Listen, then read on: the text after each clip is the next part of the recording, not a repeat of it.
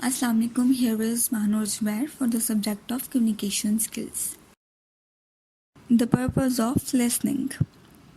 There is no doubt that effective listening is an extremely important skill. इसमें किसी किस्म की शक की गुंजाइश नहीं है कि listening एक वाकई बहुत अच्छी स्किल है, हमारी ज़िंदगी के लिए बहुत ज़रूरी है.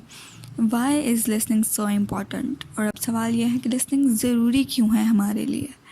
Listening serves a number of possible purposes, and the purpose of listening will depend on the situation and the nature of the communication. Listening जो है वो बहुत सारे तरीक़ों से अपना मकसद जो है वो सर्व करती है. बहुत ज़्यादा ज़रूरत है हमें इस चीज़ की. और उसके पर्पसेस क्या हैं? बाज़ औक़ात हमें जवाब देने के लिए सुनना पड़ता है, बाज़ औक़ात हमें सीखने के लिए सुनना पड़ता है, बाज़ औक़ात दूसरों को समझने के लिए सुनना पड़ता है.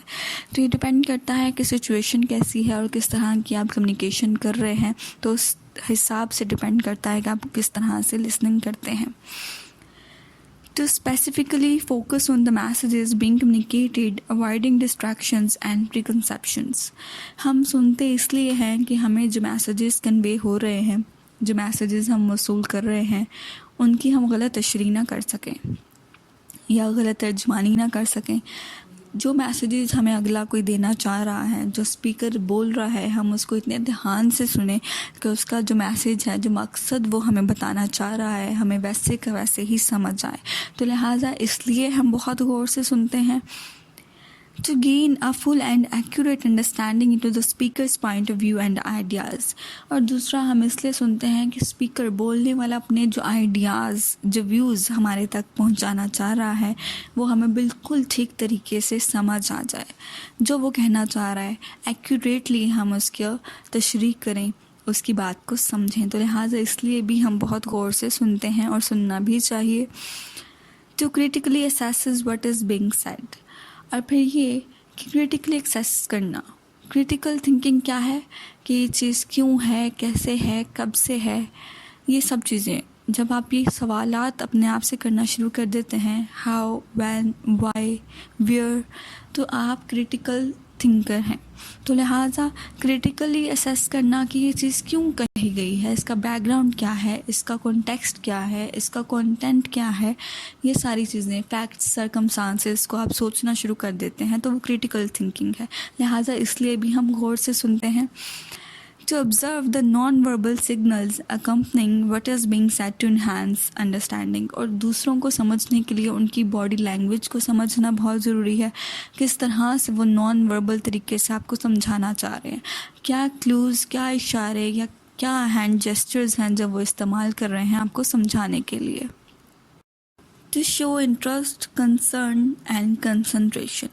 और जब आप अगले को चुपचाप खामोशी से सुन रहे होते हैं, आप एक एक्टिव लिसनर होते हैं, तो अगला डेफिनेटली उसमें ये कॉन्फिडेंट आ जाता है कि वो अपनी बात का इजहार और खुलकर आपके सामने करता है, क्योंकि अगले को ये फील होता है कि वाकई आप उसके साथ आई कांटेक्ट कर रहे हैं, आपकी बॉडी लैंग्वेज उसको शो कर रही होती है कि वाकई आप उसको सुन रहे हैं. तो अगले को इंटरेस्ट डेवलप होता है कि वो आपसे और ज़्यादा खुलकर अच्छे तरीके से बात करें और आप अपना कंसंट्रेशन, पूरी तवज्जो, पूरी अटेंशन जो है जब आप अगले पर रखते हैं तो आप बेहतरीन तरीके से सुनते हैं और अगला भी बेहतरीन तरीके से रिस्पॉन्स कर पाता है. To encourage the speaker to communicate fully, openly and honestly. और जब एक आप एक्टिव लिसनर होते हैं, जब आप गौर से सुनते हैं, हर चीज़ पर मतवज्जा होते हैं, ध्यान से अगले की बात सुन रहे हैं, समझ रहे हैं, आई कांटेक्ट कर रहे हैं, तो डेफिनेटली स्पीकर भी आपके साथ उतनी ही ईमानदारी से, उतनी ही लगन से आपको अपनी बात समझाएगा, आपसे बात करेगा. To develop a selfless approach, putting the speaker first. और फिर ये कि आप अगले को इतनी अहमियत दे रहे हैं कि पहले वो अपनी बात आपको सुनाए, समझाए, अपनी बात को ख़त्म करे. तो ये चाहे प्रोफेशनल लाइफ में हो या पर्सनल लाइफ में, हमें ये चीज़ अडॉप्ट करनी चाहिए. ये बहुत अच्छी बात है कि हम अपने बड़ों को या दूसरे लोगों को सबसे पहले मौका दें कि वो अपनी बात को आप तक पहुंचाएं, आपको समझाएं, अपने जो भी पॉइंट है वो आप तक रखें, आप उन्हें गौर से सुनें, उनकी बात को समझें और फिर आप रिस्पॉन्स दें. तो ये एक मैनर्स का भी मामला है, रिस्पेक्ट का भी है और अच्छे इंसान होने का भी यही सबूत है कि आप पहले दूसरों को मौका दें, उनकी बातों को सुनें, समझें, ध्यान दें और फिर रिस्पॉन्स करें। To arrive at a shared and agreed understanding and acceptance of both sides views। और फिर ये है कि जब अगला आपसे अपने पॉइंट ऑफ व्यू बता देता है, शेयर कर देता है, अपना मैसेज कन्वे कर देता है, अपनी बात समझा देता है, तो फिर आप पर है कि आप उसकी बात को उतना ही अच्छा रिस्पॉन्स दें जिस तरह से आपने उसको सुना है। और फिर ये कि दोनों साइड्स के व्यूज़ आप शेयर कर सकते हैं, आप एग्री और डिसएग्री हो सकते हैं, आप अपने पॉइंट ऑफ व्यू को खुद भी शेयर कर सकते हैं। तो ये बेहतरीन कम्युनिकेशन है दोनों बंदों के दरमियान। फेस टू फेस डिस्कशंस हों या फ़ोन कॉल्स हों, पहले आप दूसरों की बात सुनें, ध्यान से समझें, अटेंशन दें, कंसंट्रेट करें, फोकस करें मेंटली और फिज़िकली, और फिर अपना रिस्पॉन्स दें। तो यही एक एक्टिव लिसनर की निशानी है और यही कम्युनिकेशन स्किल्स का बेहतरीन हिस्सा है कि आप अपनी ज़िंदगी में सबसे ख़ास जो चीज़ है वो लिसनिंग स्किल्स है, जिसे आप अडॉप्ट करें। हम ये पढ़ चुके हैं, डिस्कस कर चुके हैं कि लिसनिंग स्किल्स का हमारी ज़िंदगी में होना बहुत ज़रूरी है। लेकिन अब बात यहाँ पर यह है कि लिसनिंग स्किल्स को डेवलप कैसे किया जाए। हमारे यहाँ एक ये सोच है कि नहीं जी, बोलना ही है ना, सुनना ही है ना, बच्चे सुनते हैं, बोलते हैं, बस काफ़ी है। नहीं, यहाँ पर ये चीज़ काबिल गौर है कि लिसनिंग स्किल्स को डेवलप करना पड़ता है बच्चे के अंदर। लैंग्वेज से रिलेटेड हो, अल्फाज के चुनाव से रिलेटेड हो, अल्फाज की अदायगी से रिलेटेड हो, या ये मैनर्स हों कि आपने पहले अगले को सुनना है और फिर जवाब देना है। तो ये एक बच्चे के अंदर ये चीज़ों को डेवलप करना पड़ता है, ख़ुद ब खुद नहीं आती। अगर हम ये कहें कि ये चीज़ ख़ुद ब खुद, ये स्किल जो है आप ख़ुद ब खुद इस पर महारत हासिल कर लेंगे या ख़ुद ब खुद बच्चे के अंदर आ जाती है, तो ये एक गलत सोच है। इन चीज़ों को अगले के अंदर हमें डेवलप करना पड़ता है। Often, our main concern while listening is to formulate ways to respond।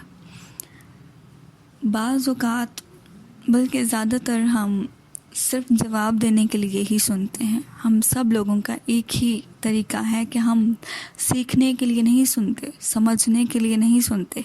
हमारा बस एक ही मकसद होता है कि जितनी जल्दी अगला अपनी बात को ख़त्म करे, हम फ़ौरन उसको मुंह पर उसके जवाब दे दे। तो ये बात नहीं है।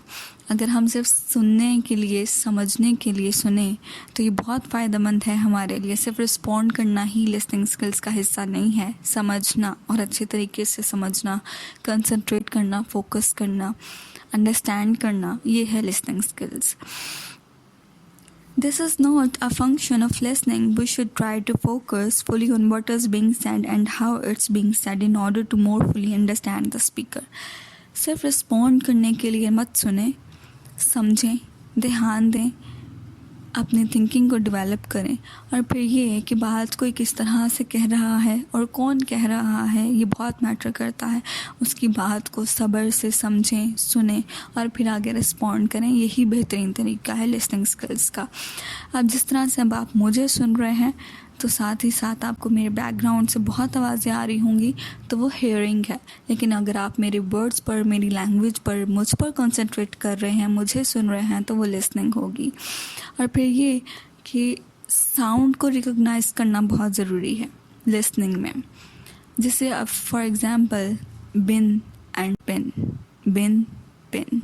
अगर आपने मुझे गौर से सुना हो तो आप रिकॉग्नाइज कर सकते हैं कि मैंने बिन बोला, BIN, बिन बोला, and next word I said pin, PIN, pin.